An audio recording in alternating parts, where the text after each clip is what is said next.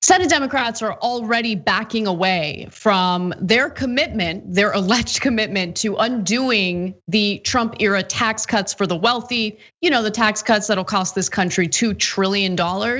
Well, here's what we know from reporting from the Hill. Senate Democrats had suggested to move more quickly on the issue, but now say they're likely to delay standalone tax legislation if Democratic nominee Joe Biden is elected president and their party controls the House and Senate. So they are saying openly, transparently, that if we have complete control, we have Joe Biden as president, we have gained control of the Senate, we continue to have control of the House, we are not gonna undo the Trump era tax cuts. Okay, why? Well, they say instead the priority will be on spending to create jobs and raise wages, investments in green technology and infrastructure, and a national plan to contain the coronavirus pandemic. No, I don't believe them.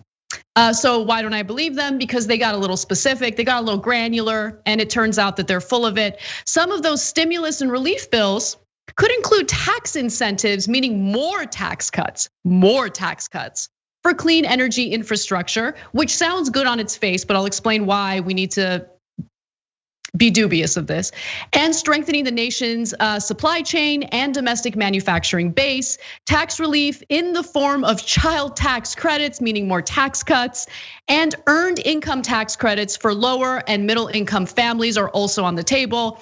That last part I'm open to, but oftentimes the tax cuts for lower income households is used for the PR effort for additional tax cuts. But once the policy is passed, it's just disproportionately impacting wealthy people in the best possible way for them.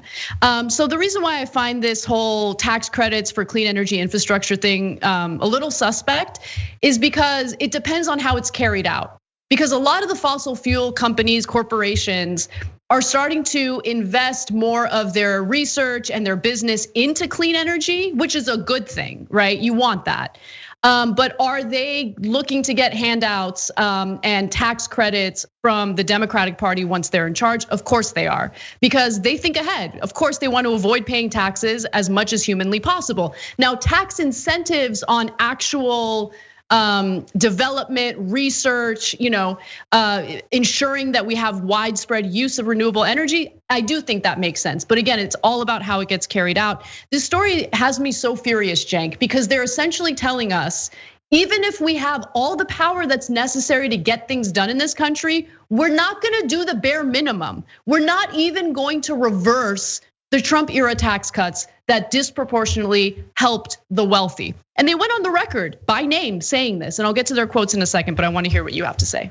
Yeah, I actually want to do some of their quotes here. But first of all, it's hard not to be furious about this. And there are two main culprits as usual. One is corporate Democrats, they're liars. So let me be clear, apparently I do better journalism than almost anyone in mainstream media right now, because I'm actually willing to call things out for what they actually are.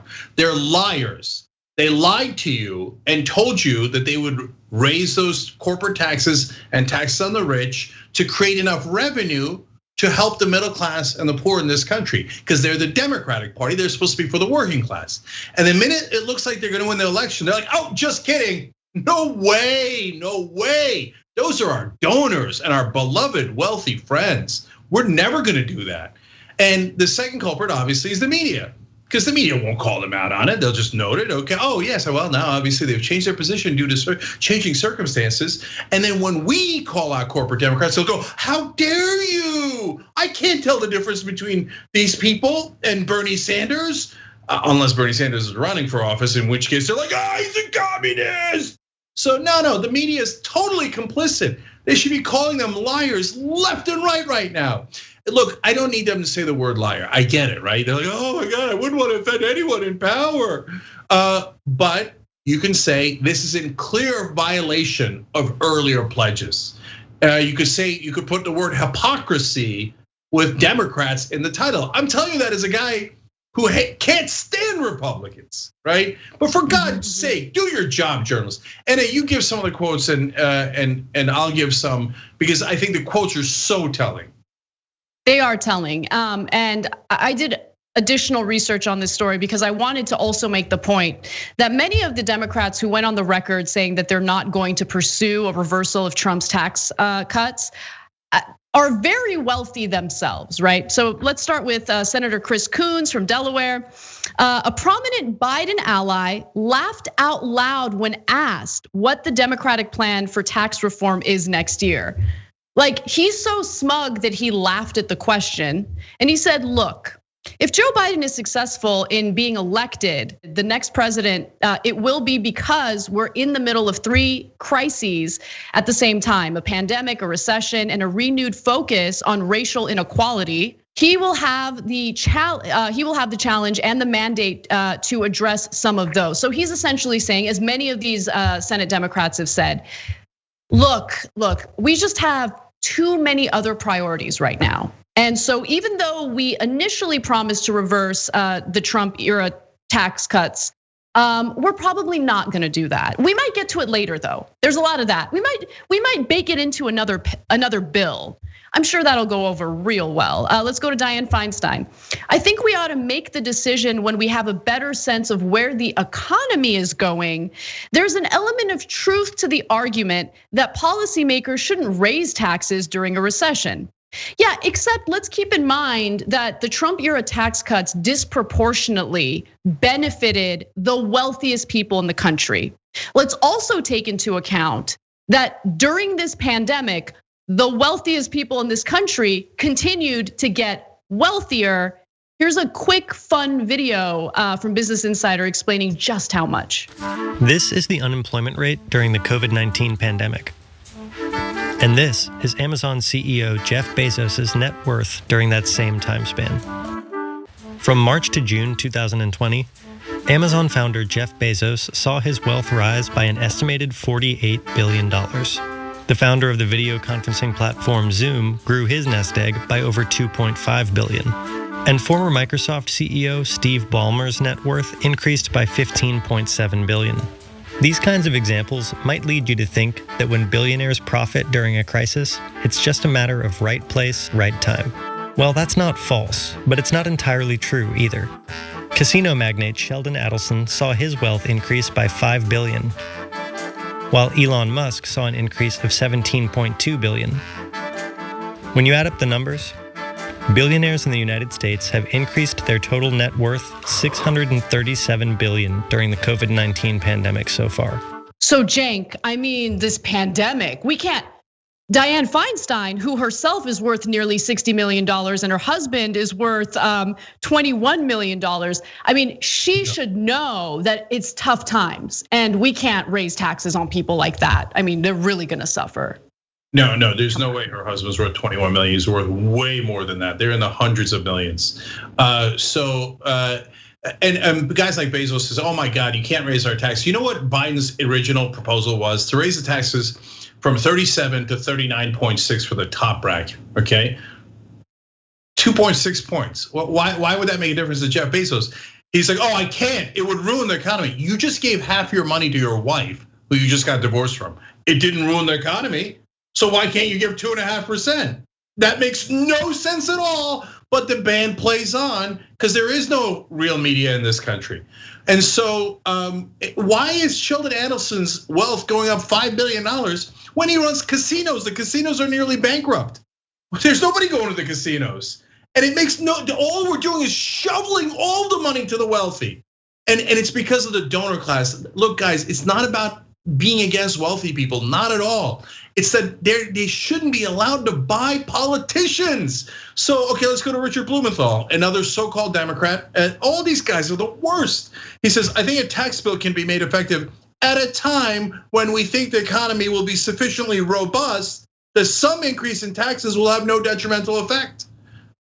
So it has to have no detrimental effect at a later time, maybe. Now, you wanna know what's gonna happen? Oh, got all these priorities, got to work out the priorities. Oh, we're too close to another election. And we've got to protect our majorities. And so we can't raise the taxes now before the election, and that's not gonna play well. So golly gee, we didn't get to, oh no, we lost the House to the Republicans, and now we can't ever raise taxes on the rich. So I guess the Trump tax cuts are permanent. Oh, did we do that? I'm so sorry. What a funny coincidence. By the way, Blumenthal, Feinstein, Pelosi, Schumer, you name it, every one of them is a millionaire. Every one of them is a gazillionaire. And so back to Coons, who just laughed in your face. He's one of the most conservative Democrats there are. And when he said, now those are the priorities, well, we'll get to some of them. Oh my God, so you're not even promising the top 3. So by the way, the taxes used to be in the top 3, that's now gone. They're never gonna do that. You know why he said we'll get to some of them? Because the last thing he said was racial justice. And as soon as that slipped out from his mouth, he's like, oh. Yeah, well, he knows they're not gonna do anything about racial justice. They're not gonna do anything about it. So look, one of our members wrote in tyt.com/join to become a member. And basically, here it is, Kat wrote in, Democrats are the new right. They are now the ex-Republicans. Progressives need to disconnect and form the new left. GOP needs to be voted out of existence. No, but that's it. Like the Republicans turned into like literal lunatics. Michael Caputo, Donald Trump, Glenn Beck. They're literal lunatics, right? And the Democratic Party just became the Republicans. And so now that progressives are your only hope. And so I'll tell you right now, if Biden's got to win, because between a corporate hacks like the Democratic leadership is, and a lunatic fascist, I'm gonna have to go with the corporate hacks. But does that mean you go, oh, I love it, yes, can't wait for the paradise that corporate hacks are gonna bring us? No, the minute we get rid of the fascists, will we fight Biden and Feinstein and Pelosi? Yes, day 1, minute 1, second 1. You said you were gonna do tax increases on the rich. You're goddamn liars. You're liars, okay? And so I don't care if no one else in the media does it. I don't care if everybody else in the media taxes, which they will, okay? And because they are the protectors of the elite and the powerful. But we're gonna go after those guys politically, and they're gonna pay a price. If they don't pay a political price, they will rob you blind till the end of time. And guys, for God's sake, focus. Primaries, you primary them, you exercise hard power. You don't beseech, you don't have tea with them, you primary them out of existence. Thanks for watching The Young Turks, really appreciate it. Another way to show support is through YouTube memberships. You'll get to interact with us more. There's live chat emojis, badges. You've got emojis of me, Anna, John, JR, so those are super fun. But you also get playback of our exclusive member-only shows and specials right after they air. So all of that, all you gotta do is click that join button right underneath the video. Thank you.